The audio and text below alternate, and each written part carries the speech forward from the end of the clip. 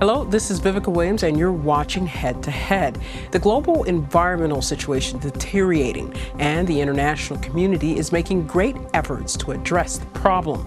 Monitoring the state of the environment is critical, especially making sure environmental data is transparent and accessible to all.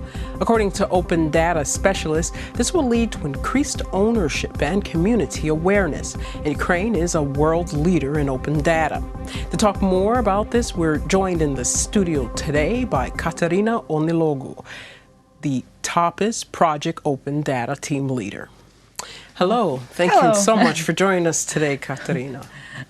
Hello. So let's talk a little bit in general about open data in Ukraine. So as I said, that I know that Ukraine is one of the world leaders in open data and e-government. So can you tell us a little bit about the history and creation and how Ukraine has become to be one of the leaders? Yes, so I think it's important to start from actually explaining what open data is, because it's really recent terminology, and open data is data that the government should publish so everyone can access the data even for commercial purposes. So governments around the world are opening the data probably since 2012, but Ukraine really joined this movement in 2014 after a revolution. And Ukraine has a strong policy on opening the data. So for example, in December 2017, the Cabinet of Ministers approved the decree where more than 600 data sets has to be opened by government. And thanks to the policy, Ukraine is one of the leaders and dictates very strongly what data should be open and why. And that's why a lot of ministers currently opening the data. And we are doing very well compared to other countries, because if you look really on rankings, particularly international ones, for example, Open Data Barometer, in the last year, Ukraine jumped 22 places. Wow. So Ukraine government does a lot of effort. And so what are some of the data that's most likely to be open? And when we mean by data, this is electronic documents, or is this also non-electronic data? It's all electronic. So the idea is that your computer can read the data. So it's not just for human eyes, right? When I open into some website and I can read information, that's data that's for human. If we talk about open data, that's the data that computer can read easily. So it has to be accessible to computer. And that way, the data is you can easily analyze it without extra effort. And so give us some examples of some of the most popular or some of the most sought after data sets. I mean, at the moment, I can totally say that, first of all, public procurement data is very popular. So our public procurement system, Prozoro, generates lots of data about where the procurement takes place. So you can analyze all sorts of risks affiliated with that. Then another data set is core decisions. So for example, in Ukraine, all core decisions has to be open. And a lot of businesses and startups are using this data, for example, to monitor other companies. So let's say you're looking for a company to work with, right? And you need to check how good the company is. So are there any court rulings against them, right? The history. So by checking the register, you can find out that information. So it's very popular. Wow, so it does in a lot of ways. I mean, it increases transparency across the board and makes it easier to do business. Exactly. So this should be hopefully increasing the business climate is one of the ways. Exactly, because the most important is that all business people in the market, companies, have the same accessibility to the data. Then you have this equality and the ability to make decisions. Nothing's hidden from people, which is very important when looking at joining a company or finding a partner. Exactly. You know, they're going to try to present the best face, but maybe they've got some court cases that are being decided against them. Yeah, and it's great if you're a big company, you have a great lawyer, and that lawyer can find out information for you. But if you don't have a lawyer and you're small to medium businesses and you need to make a decision, open data will help you, because the data is just there on internet. Go find it, use it, and make the best for you. And how difficult is it to access? So would a company or just anyone be able to go to the website of one of the ministries or Prozuro and be able to easily find access to it? Yes, it's mostly, there is a national open data portal, data.gov.ua, and most open data is there. So usually I would go to the national portal and start looking on different ministries what they publish. So that's the best way to find, because all the data is like in one place. And how about accessibility through language? Is it only data that's in Ukrainian, or is it kind of something that has a searchable, maybe I know that the data might all be or mostly in Ukrainian, but is the interface easy to use and for people in different parts of the world? Well, it's easy used for IT community because the data is available for API or other ways of, so usually it's more accessible to IT community. Wonderful. Yeah, and it's very, and the value of open data is when actually startups and businesses and IT community activists, they analyze it and they give citizens that valuable information, because for citizens sometimes you open it's lots of Excel spreadsheets and you get lost, right? Right. And I get lost, everyone gets lost, it's fine.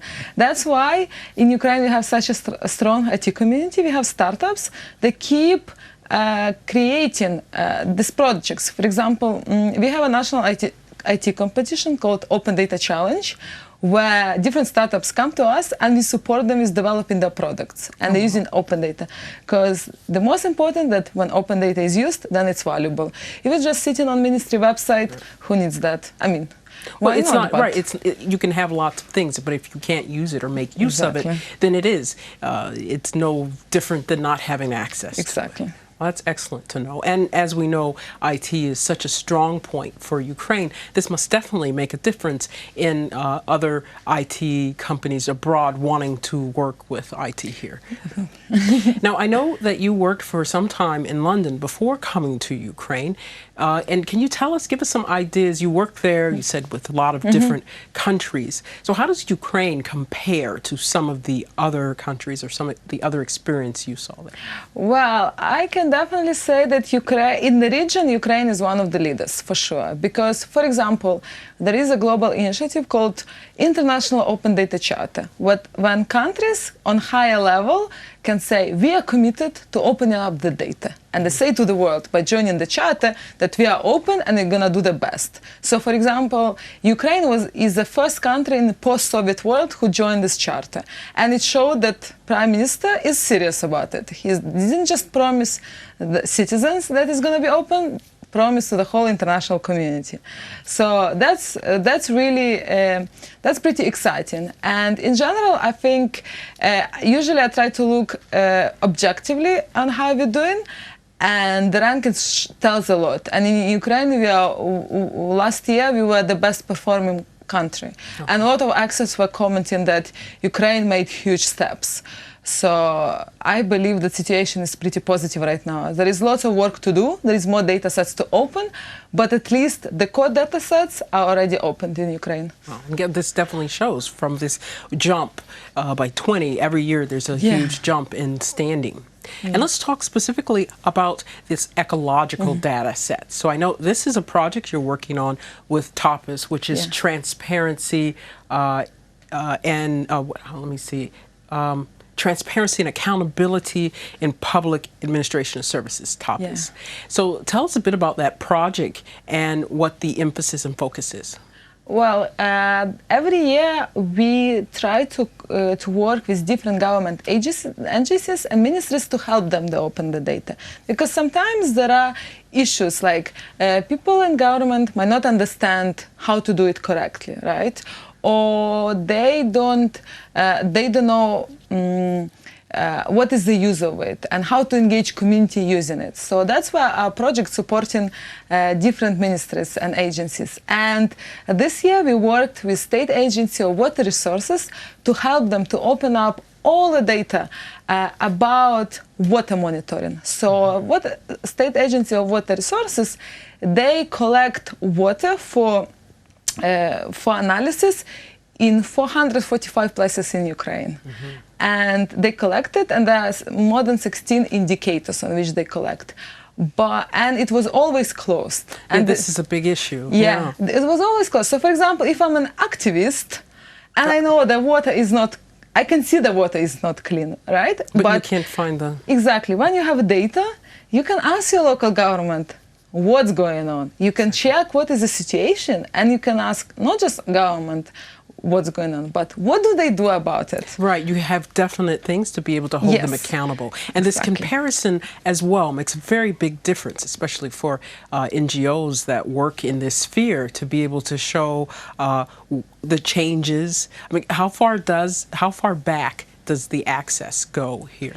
For the some data, in some places it was 10 years, and in some places 5 years. Oh, wow! So you actually can see the dynamic of changes, and you can ask why this year is worse than other. Right? Oh, this is great, and this definitely will lead to some changes and allow NGOs to put pressure on the government, especially for, it has to do also with groundwater, with drinking water as well. It's more about groundwater, and I think it's the most valuable actually for local NGOs and activists, not just the NGOs that focus in Kiev, but the ones actually, that are for that community that's living there, to share with the community what the status of their water is. And what's interesting is that what we talked before, that open data cannot be very easily accessible to everyday just to a citizen. So on basis on that open data, we created the instrument where you can see the map, and you can see all the collection points, and you can click on it and see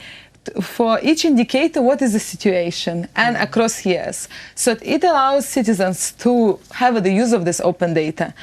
So I think it's very important when we open up the data, we create instruments and tell the NGOs and show them examples of how it can be used. Because we need NGO to engage using it. We need to get used to them to that fact there is data that can prove their point, that can help them to support their cause. So at the moment, we're really trying to engage as maximum ecological NGOs in the sector to make sure that they're using it.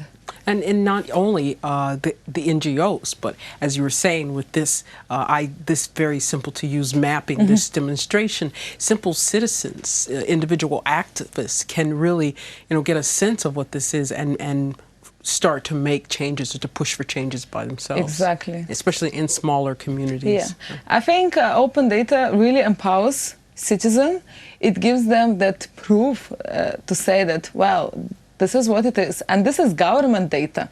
So it's not the data who made the numbers, right? Right. It's the government who made the numbers. So it's trustworthy, and you can ask questions. And I think that it's really cool that Ukrainian government allows the citizens to be empowered and ask questions, and is not afraid to be asked why the water is not clean there or there. Wow. And I know the next step is looking at air pollution, which, for example, we know, and I know that I have people ask me, well, what's the air pollution index quality, what's the air quality in Kyiv? And I it's hard, you can't answer them. You can't say, well, I don't know what it is. I just know that there's a high level of particles, but we can't have any comparison. So this is the next step that you guys are working on. Yeah, we really work on people being aware about the ecology around them, because that's the biggest factor that influences our health. And water is one of it, and air is next, because Ukraine has a history, lots of factories. Yes. The biggest pollutants are factories and big enterprises, and the government needs to regulate what's polluting, and citizens will be able to check and say, are they polluting it, what they promise they're going to pollute, or is it something bigger? And I know that Kryvyi Rih and Mariupol, in that order, had the worst air pollution. But, I worked several years ago in environmental analysis, and it was difficult to find information. We had to rely on outside sources and some government information.